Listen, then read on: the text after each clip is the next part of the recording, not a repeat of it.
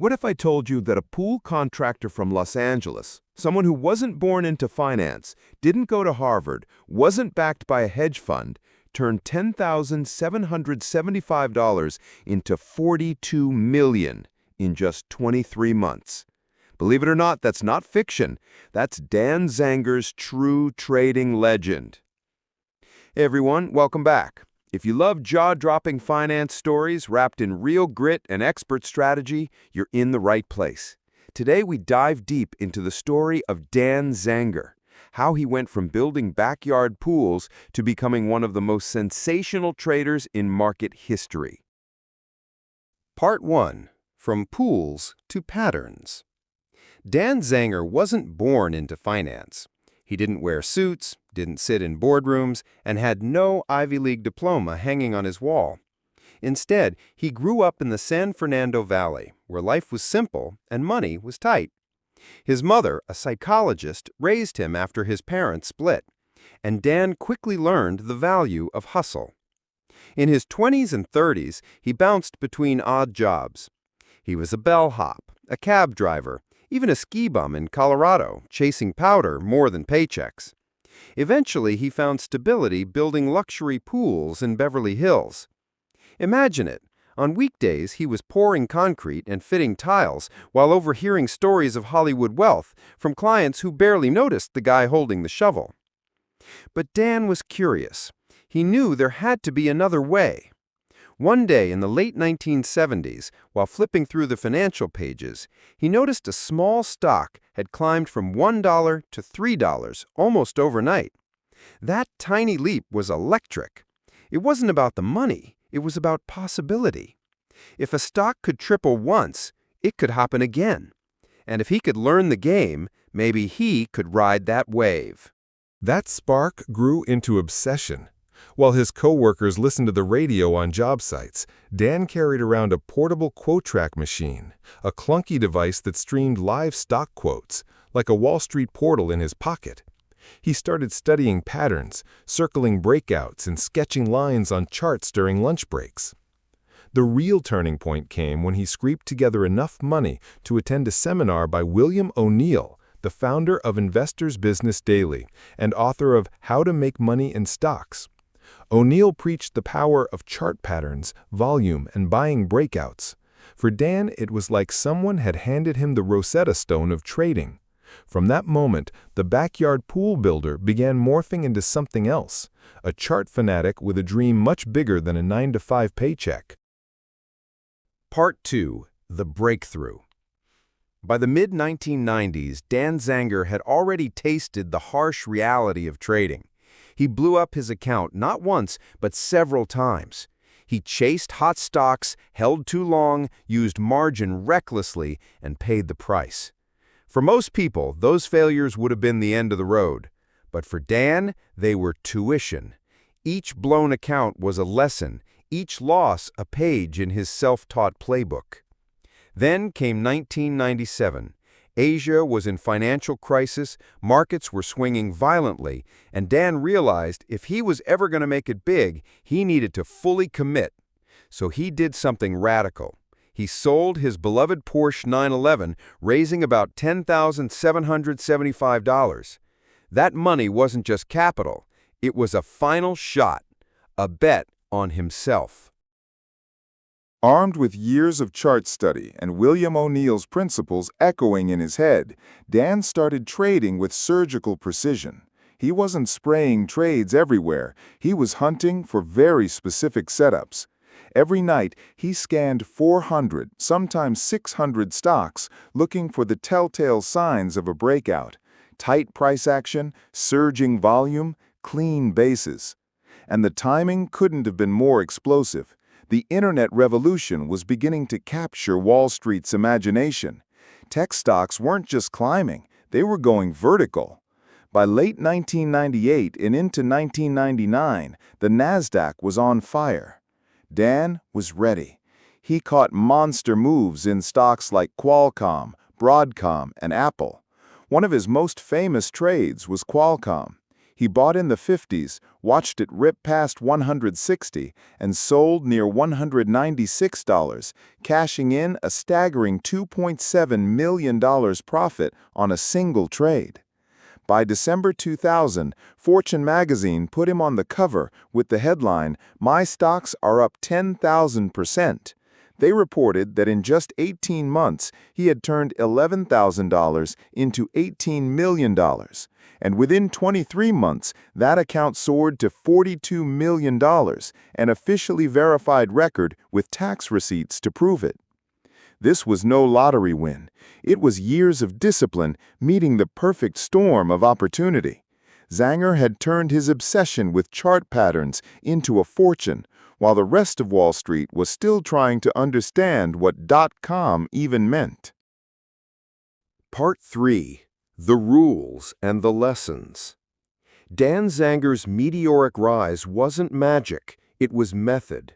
After blowing up accounts in the early years, he distilled everything he'd learned into what he called his 10 golden rules of trading.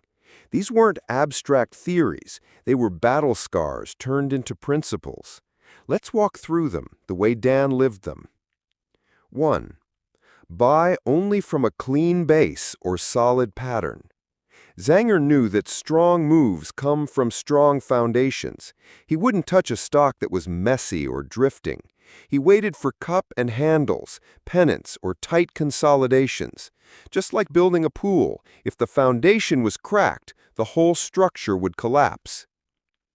2. Enter on a breakout, but don't chase more than 5%. When a stock broke out, Dan moved fast, but never reckless. He believed discipline beat excitement. If he missed the breakout by more than 5%, he let it go. Chasing, he said, was the fastest way to turn a winning setup into a losing trade. 3.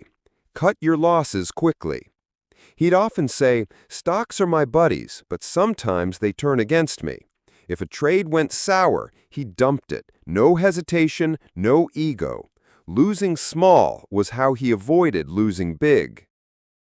4. Take partial profits when up 15 to 20%. Dan knew markets could be fickle. When he had a quick win, he took some chips off the table. Locking in part of the gain gave him both confidence and cushion. 5. Let strong winners run, but eliminate weak ones fast. This was his survival rule. He held on to the rockets, but if a stock started stumbling, he didn't hope, he cut it. Hope, he believed, was the most expensive word in trading. 6. Trade only leading stocks in leading sectors. During the .com boom, everyone wanted to trade everything. Not Dan. He hunted leaders. Qualcomm, Broadcom, AOL, the stocks everyone else wanted, but few had the guts to hold. Leaders lead for a reason, and he rode them. 7. Exit at reversal formations. If he saw a double top, a head and shoulders, or a parabolic spike, he knew the party was ending.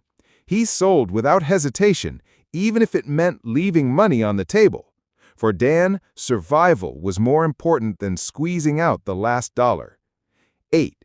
Confirm breakouts with strong volume. Zanger believed price without volume was a ghost. Real moves had muscle, big money piling in. If the breakout didn't have volume, he ignored it. 9. Watch price action after the breakout. Don't blindly trust the pattern. Patterns were a map, but price was the terrain. If a breakout failed and price slipped back, he bailed. No excuses. The chart, he said, always told the truth. 10. Avoid margin until you master your craft. Margin was the double-edged sword that had nearly killed him before. Later, he used it carefully to scale up, but only after years of discipline. For beginners, his advice was blunt. Margin will destroy you faster than anything else. These rules weren't glamorous. They were simple, even boring. But that's why they worked. Dan turned $10,775 into $42 million, not by chasing tips or gambling blindly, but by following his rules with near religious discipline. In the end, his greatest lesson wasn't about charts, it was about character. Success came not from predicting the future, but from managing himself. The market rewarded his patience, punished his arrogance, and ultimately crowned him one of the greatest traders of the dot-com era. Part 4. The dot-com context.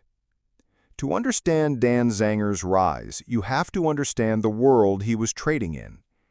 The late 1990s weren't a normal market.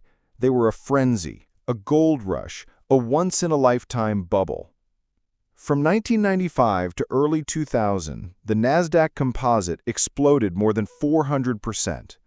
Companies with little more than a website and a dream were doubling, tripling, even quadrupling in a matter of weeks. Tech IPOs were like lottery tickets. Some soared 300% on the very first day of trading. Qualcomm, one of Zanger's biggest wins, went parabolic in 1999, soaring over 2,600% in a single year. Cisco became the most valuable company on Earth. Amazon, then just an online bookstore, started climbing into the mainstream. The internet was transforming from a geeky curiosity into the backbone of global commerce, and Wall Street couldn't get enough. But here's the thing. Bubbles don't reward everyone. Most investors piled in blindly, riding hype until they crashed. Between 2000 and 2002, the Nasdaq fell nearly 78%, wiping out trillions in wealth. Fortune after fortune disappeared overnight. Zanger was different. He didn't ride every stock. He hunted the leaders. He didn't buy into stories. He bought into setups. When the market turned sour, he stepped aside. When the waves were forming, he surfed them with perfect timing. It's tempting to think he was just lucky, but luck alone doesn't turn $10,775 into $42 million. The dot-com boom was the stage, but Zanger's discipline was the performance. He combined the wildest bull market of our generation with the sharpest chart reading in the game. That's why his story still matters today, because bubbles will always come and go, but very few people have the skill or the courage to ride them all the way up and then step off before they collapse. So here's the big question. Do you think a modern-day Dan Zanger could rise again in today's markets? Or was it a once-in-a-lifetime phenomenon of the dot-com bubble? Drop your thoughts in the comments. I'd love to hear your take. And if you enjoyed this story, hit like, subscribe, and share it with someone who dreams big. Because who knows? The next Dan Zanger might just be watching this video right now.